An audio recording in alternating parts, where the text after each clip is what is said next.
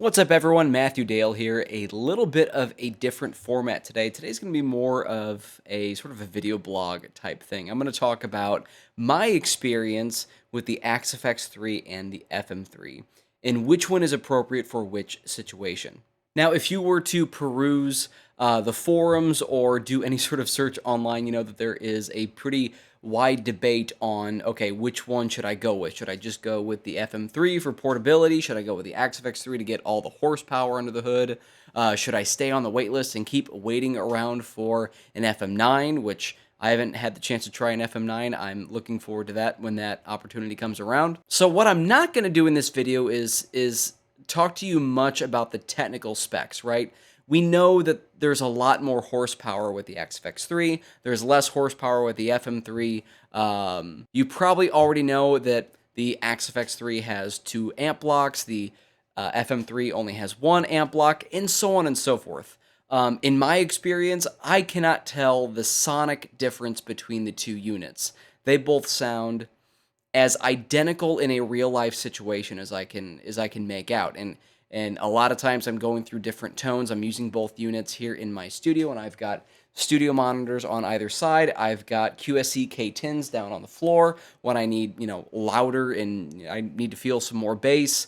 I really cannot tell a difference between the 2 units, so just take my word for it, they basically sound the same. What I am going to do is talk to you about my experience with each. So a couple years ago when I joined a touring production called The Prophecy Show, we are a Trans-Siberian Orchestra tribute show. When I joined up with these guys, I needed to equip myself for a silent stage setup. Kind of. We still used wedge monitors on stage, but we weren't going to bring cabinets or any, Marshall 412 stacks or anything like that. So the first thing that I used was a Black Star amplifier head that I had, 15-watt head, which was pretty good, running to a Hughes & Kettner Redbox DI that had a 412 cabinet emulation on it. It really didn't sound like a 412 for me, but it got the job done that year for a relatively low cost. And then I ran that to a load box to safely load down the amplifier. And then I also had my pedal board with a big array of effects, as you could imagine any self-respecting guitar player might have. And that was my touring rig that year. I had that PRS back there, my 594, pedal board into the amp with a whole mess of wires to run, to the Redbox DI, to a speaker load and all of that fun stuff. After I toured with them for that first year, I decided, okay, let me finally get into the modeling game a little bit, because I knew people that had Helix and loved Helix. I knew a guy that had a hand-wired AC-15 and a bunch of great boutique pedals, sold it all and bought a Helix. It was like, yeah, I'll never buy an amp ever again or anything like that. So I wasn't sure that I wanted to quite get into Fractal yet, or Helix yet, because I had never really used any sort of Line 6 products, but I was a Boss guy. Like, I had experience with Boss products and pedals and stuff, so I'm like, okay, well, let me go ahead and give the GT1000 a try, and I bought the bigger GT1000. I used that the next year for the tour, and it was great. I had all of my patches set up, ready to go. I had 2 different amp blocks switching around in the unit for a clean and an overdrive, and I got some really great tones. I could run stereo out of it, XLR, direct to front of house, and that would come in through my monitors. I used in-ears that year as well, and everything worked out really well. But the thing that I really missed from the GT1000 was all of the options and the accuracy that some of the nicer modelers could do. For example, the GT1000 only has like 16 amplifier types, and some of the amplifier types, like the X gain or the X drive amplifier, I think it was called, sounded really good, but it was sort of this idealized amplifier. It wasn't really a true, JTM45 or a JCM 800 or, Mesa Boogie Mark IV or any of these that I love in the Axe FX. It was sort of the best of all the worlds of those amplifiers, and it made a great tone, but it was hard to really dial in some of those character tones that, like, for instance, a Marshall, just shove everything to 10 and it'll sound like that sound, or Fender Magic 6s, for example. So I really wanted to, after that second tour with the Prophecy, the TSO tribute, I really wanted to get into some really accurate modeling to see what types of tones I could cook up. So after that year, I bought my FM3, and I spent, a good 2 weeks just learning the thing and going through and listening to all of the IRs and watching a ton of videos. Shout out to Leon Todd for, really getting me set on how to actually use the darn thing. And I really, really, really, really loved it. And that is what I was going to use that next year. However, I started to get the itch, like many of us do. I need the Axe FX, I need the Axe FX, I need the Axe FX. And more than the Axe FX itself, I really wanted a self-contained rack unit for touring. Rather than having my FM3 and then maybe an FC6 for additional switching options and then my wireless unit somewhere off to the side because we were all on wireless and maybe some other stuff here and there, I really wanted to build out a really nice rack tour unit that had my wireless in-ear pack, a power supply so I could just power everything up with just, one plug into the wall instead of a bunch of different power supplies going everywhere, a rack panel that made it really easy to hook up to the soundboard from our monitor engineer. I really wanted it all self-contained and really easy in a rugged housed rack for touring. Which kind of brings me to the point, both the FM3 and the Axe FX3 get the job done, but the job itself is different. When you consider that I have my Axe FX housed in a rack unit with a Shure wireless guitar transmitter, a Shure wireless in-ear transmitter. I've got my power conditioner that's powering everything in the rack, and I've got a rack panel. So this is a 6U rack unit. The rack unit itself, when standing on end, is probably roughly the size of, like a 1x12 combo, and it's probably a bit heavier than a 1x12 combo.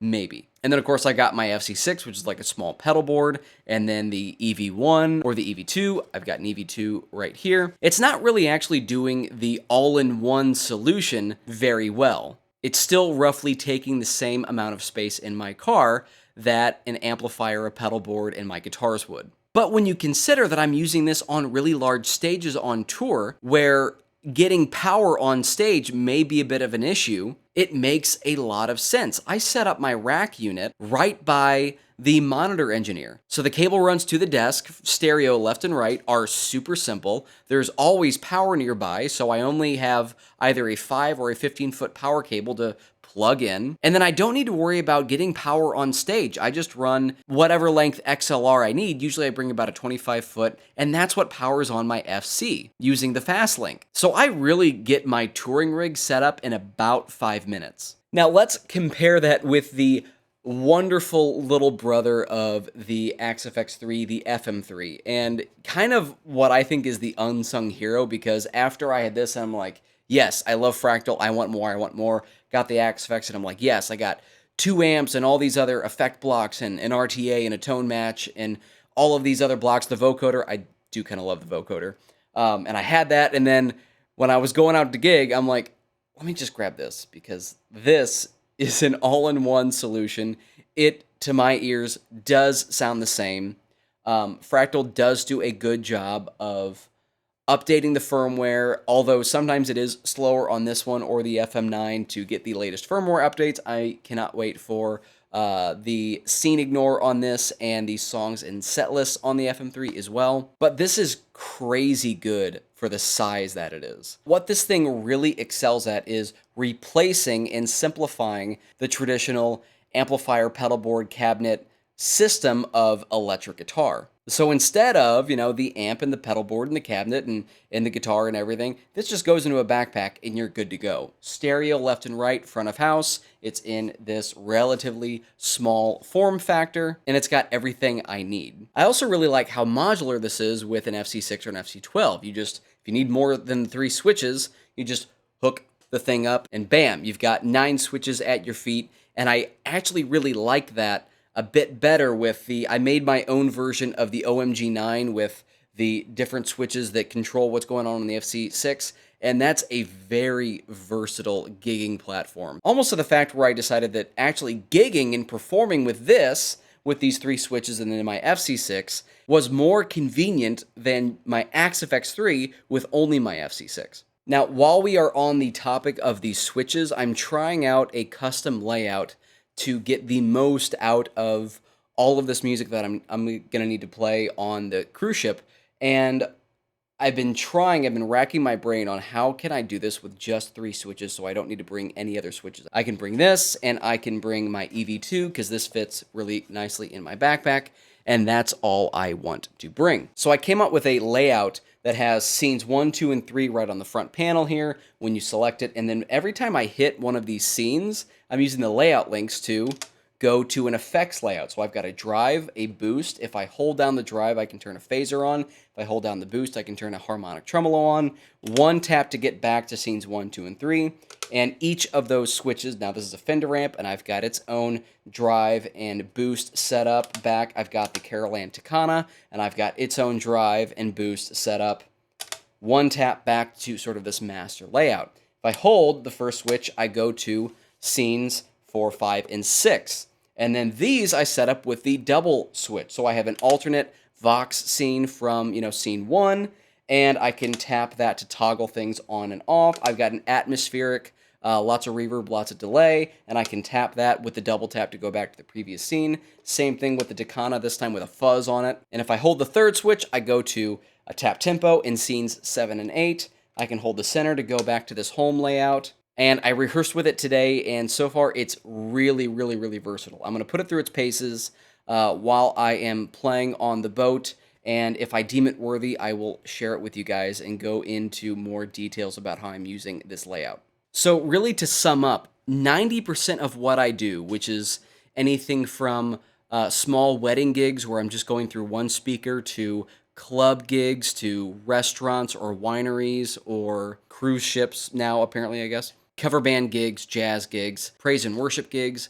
Most of that stuff is covered by the FM3. But that extra 10%, when I know that I'm going to need a wireless, when I know that I'm going to need to provide my own in-ears, when I know that I want a streamlined stage setup, when I know that I'm going to be on a very large stage, when I may need to process another instrument like my electric violin player that runs through my Axe FX on tour with the Prophecy as well, that's really when the Axe FX shines immensely. And it makes everything super convenient to have it housed into a rack with all of the other stuff and one plug into the wall, and you are done setting up. If you've been questioning whether or not you should go with an Axe FX3 or an FM3, I hope that my experience can help guide your decision making in the future. I will say it again, both get the job done, but the job itself might be a bit different. Either way, you cannot go wrong. They are both absolutely fantastic pieces of gear. My name is Matthew Dale, and I will see you on the next one.